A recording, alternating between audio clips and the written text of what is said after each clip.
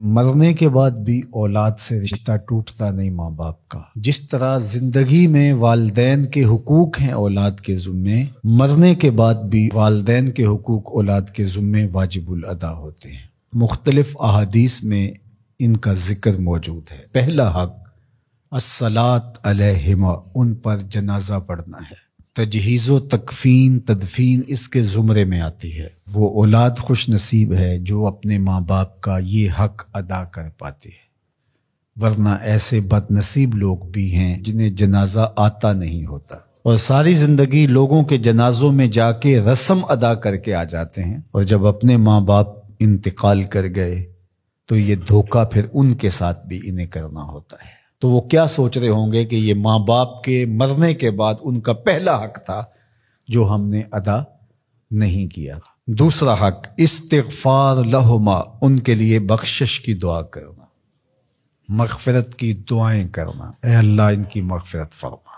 تو یہ بات ذہن میں رکھیے، جس طرح باپ کی ماں کی دعائیں اولاد کے حق میں قبول ہوتی ہیں، اس طرح اولاد کی دعائیں والدین کے حق میں قبول ہوتی ہیں، تو ان کے لیے استغفار کیا جائے۔ تیسرا حق ماں باپ کا جو اولاد کے ذمے ہے وہ انفاذ العہد ہے، ان کے عہد پورے کرنے، ان کے وعدے پورے کرنے۔ یعنی انہوں نے جو عہد کر رکھا تھا کسی وجہ سے پورا نہیں کر سکے تو اولاد کے ذمے ہے کہ وہ اس کو ادا کرے۔ وہ عہد اللہ سے بھی ہو سکتا ہے اور اللہ کی مخلوق سے بھی ہو سکتا ہے۔ اللہ سے کوئی منت مانی تھی، پوری نہیں کر سکے، اسی طرح مخلوق کے ساتھ کوئی وعدہ تھا، اس وعدے کی تکمیل نہیں ہو سکی تھی تو ان وعدوں کو پورا کرے۔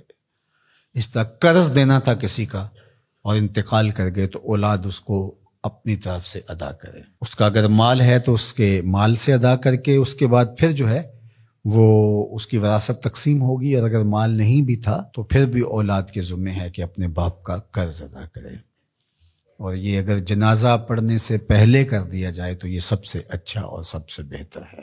ایک تو یہ ہے کہ انہوں نے جو وعدے کر رکھے تھے، ان کے جو عہد تھے وہ پورے کرے، لیکن اس کے زمرے کے اندر وہ واجب کی سطح تک تو نہیں ہے، لیکن ان کے حقوق میں سے ہے کہ ان کے معمولات خیر کو جاری رکھے۔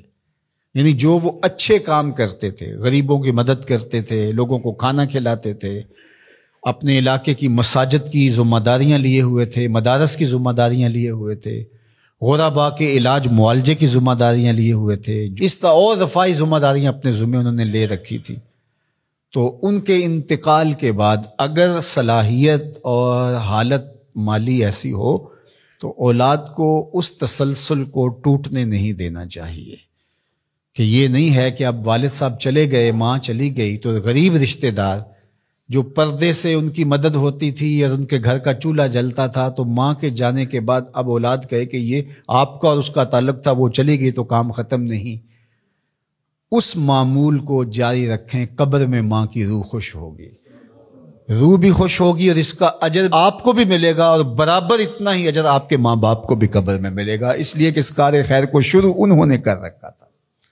تو جو معمولات خیر ہیں ماں باپ کے، ان کو جاری رکھا جائے۔ چوتھا حق ماں باپ کا مرنے کے بعد جو اولاد کے ذمہ عائد ہوتا ہے وہ ہے بر الاصدقاء، حسن سلوک کرنا باپ کے دوستوں کے ساتھ اور ماں کی سہیلیوں کے ساتھ۔ خالہ ماں کی جگہ پہ آتی ہے اور چچا باپ کی جگہ پہ آتا ہے، تو ماں کے انتقال کے بعد جو ماں کی طرف سے رشتہ داری کا سلسلہ ہے اس کو توڑ نہ دیا جائے کہ اب ماں نہیں رہی تو رشتے بھی ختم، اس طرح باپ نہیں رہا تو رشتے بھی ختم، تو ان کے ساتھ صلہ رحمی کی جائے۔ مرنے والے والدین کے حقوق کو کون ہے ایسا دین جو اس طرح بیان کرے گا؟ آج دنیا یورپ کی بات کرتے ہیں، وہ تو زندہ ماں باپ کو اولڈ پیپلز ہوم میں چھوڑ آتے ہیں۔ ایک ماں 10 بچوں کو پال لیتی ہے، 10 بیٹوں کو ایک باپ پالتا ہے، پھر 10 بیٹے مل کر ایک باپ کو نہیں پال سکتے۔ تو خوش نصیب ہیں وہ لوگ جو اپنے ماں باپ کی خدمت کو شعار زندگی کہتے ہیں۔